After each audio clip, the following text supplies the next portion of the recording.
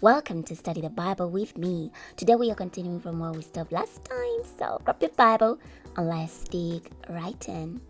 Genesis chapter 11. The whole earth had a common language and a common vocabulary. When the people moved eastward, they found a plain in Shinar and settled there.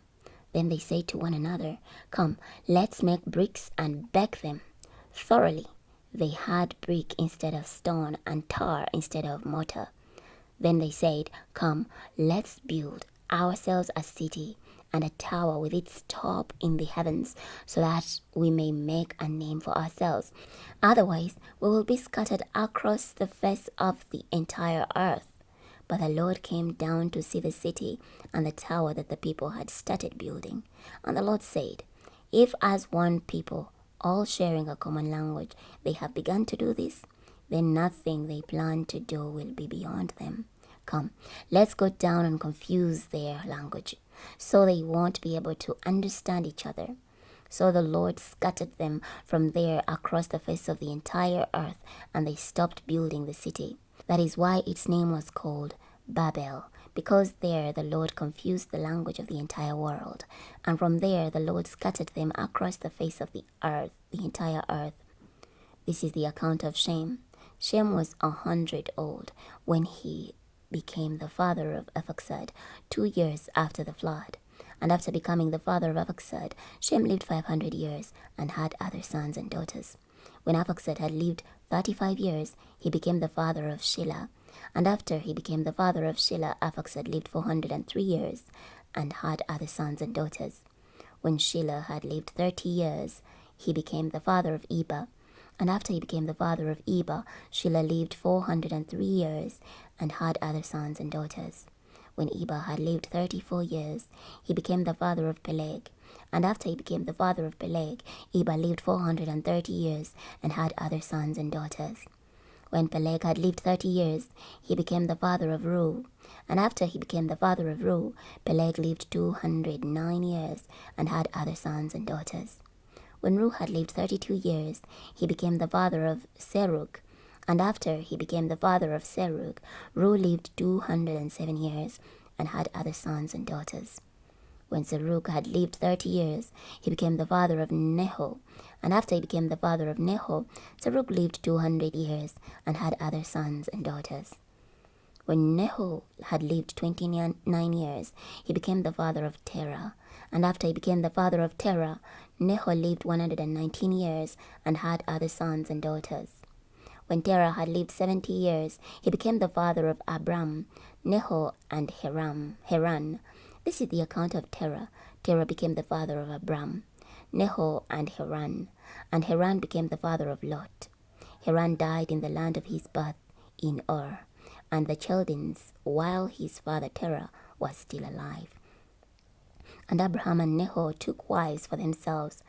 The name of Abram's wife was Sarai, and the name of Neho's wife was Milcah.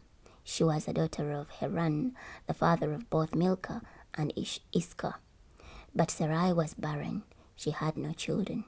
Terah took his son Abram, his grandson Lot, the son of Haran, and his daughter-in-law Sarai, his son Abram's wife.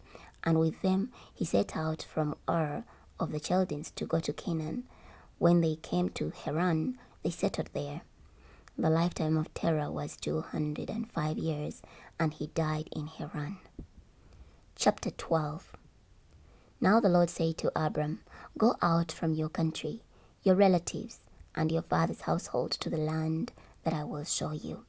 Then I will make you into a great nation, and I'll bless you, and I'll make your name great, so that you will exemplify divine blessing.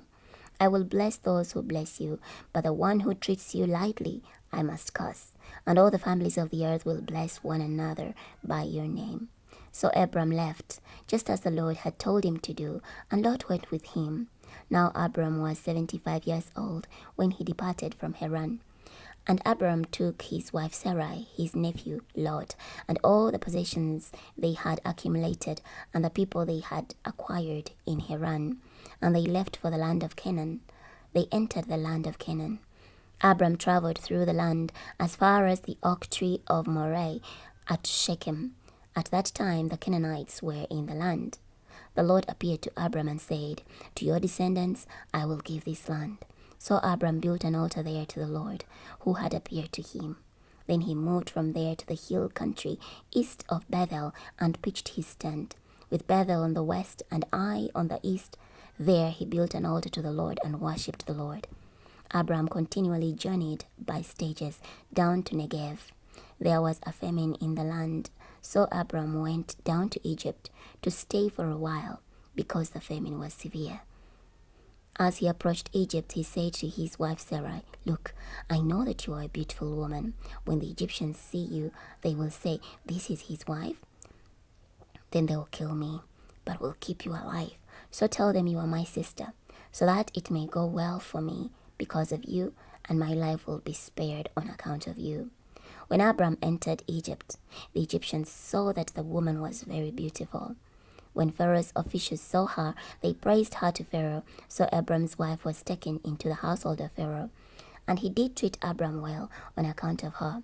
Abram received sheep and cattle, male donkeys, male servants, female donkeys, and camels. But the Lord struck Pharaoh and his household with severe diseases because of Sarai, Abram's wife.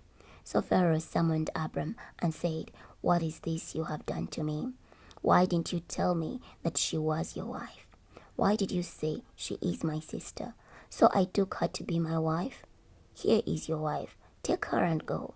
Pharaoh gave his men orders about Abram, and so they expelled him, along with his wife and all his possessions. Chapter 13. So Abram went up from Egypt into the Negev. He took his wife and all his possessions with him, as well as Lot. Now Abram was very wealthy in livestock, silver, and gold. And he journeyed from place to place, from the Negev as far as Bethel. He returned to the place where he had pitched his tent at the beginning, between Bethel and Ai. This was the place where he had first built the altar, and there Abram worshipped the Lord. Now Lot, who was traveling with Abram, also had flocks and herds and tents. But the land could not support them while they were living side by side. Because their possessions were so great, they were not able to live alongside one another. So there were quarrels among Abram's herdsmen and Lot's herdsmen. Now the Canaanites and the Perizzites were living in the land at the time. Abram said to Lot, "Let there be no quarreling between me and you, and between my herdsmen and your herdsmen, for we are close relatives. Is not the whole land before you? Separate yourself now from me. If you go to the left, then I'll go to the right. But if you go to the right, then I'll go to the left." Lot looked up and saw the whole region of the Jordan. He noticed that all of it was well watered, before the Lord obliterated Sodom and Gomorrah, like the garden of the Lord, like the land of Egypt, all the way to Zoar. Lot chose for himself the whole region of the Jordan and traveled toward the east. So the relatives separated from each other. Abram settled in the land of Canaan, but Lot settled among the cities of the Jordan plain and pitched his tents next to Sodom. Now the people of Sodom were extremely wicked rebels against the Lord.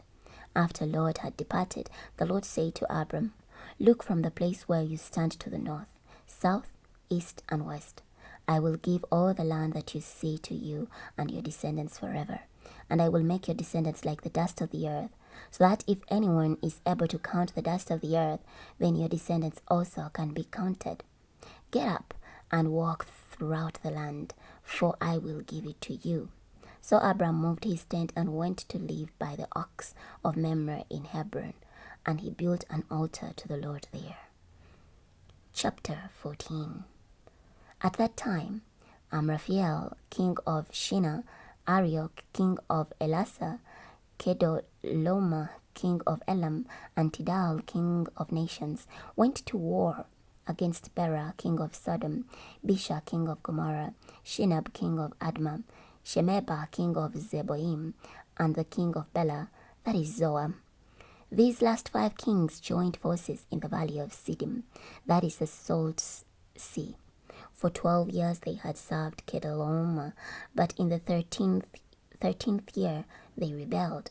In the 14th year, Kedorlaomer and the kings who were his allies came and defeated the Raphites and Ashtaroth, Canaim and Zuzites in Ham, and the Amites in Sheve Kiriathaim, and the Horites in their hill country of Seir, as far as El Paran, which is near the desert. Then they attacked En Mishpat, that is Kadesh, again, and they conquered all the territory of the Amalekites, as well as the Amorites who were living in Hezazon, Tamar. Then the king of Sodom, and the king of Gomorrah, and the king of Admah, and the king of Zeboim, and the king of Bela, that is Zoar, went out and prepared for battle. In the valley of Siddim they met. Kedorlaomer, king of Elam, Tidal, king of nations, Amraphel, king of Shinar, and Arioch, king of Elasa. 4 kings fought against 5. Now the valley of Siddim was full of tapirs. When the kings of Sodom and Gomorrah fled, they fell into them, but some survivors fled to the hills. The 4 victorious kings took all the possessions and food of Sodom and Gomorrah and left. They also took Abram's nephew Lot and his possessions when they left, for Lot was living in Sodom. A fugitive came and told Abram the Hebrew. Now Abram was living by the ox of Mamre the Amorite, the brother of Eshcol and Enau. All these were allied by treaty with Abram. When Abram heard that his nephew had been taken captive, he mobilized his 318 trained men who had been born in his household, and he pursued the invaders as far as Dan. Then during the night, Abram divided his forces against them and defeated them. He chased them as far as Hobah, which is north of Damascus. He retrieved all the stolen property. He also brought back his nephew Lot and his possessions, as well as the women and the rest of the people. After Abram returned from defeating Kedorlaomer the king and the kings who were with him, the king of Sodom went out to meet Abram in the valley of Shaveh, known as the King's Valley. Melchizedek, king of Salem, brought out bread and wine. Now he was the priest of the Most High God. He blessed Abram, saying, "Blessed be Abraham by the Most High God, creator of heaven and earth. Worthy of praise is the Most High God, who delivered your enemies into your hand." Abram gave Melchizedek 1/10 of everything. Then the king of Sodom said to Abram, "Give me the people and take the possessions for yourself." But Abram replied to the king of Sodom, "I raise my hand to the Lord, the Most High God, creator of heaven and earth, and vow that I will take nothing belonging to you, not even a thread or the strap of a saddle. That way you can never say, 'It is I who made Abram rich.' I will take nothing except compensation for what the young men have eaten. As for the share of the men who went with me, Aner, Eshcol, and Mamre, let them take their share." We're going to be stopping here today. Next time we're going to be starting from Genesis chapter 15. I'll see you then.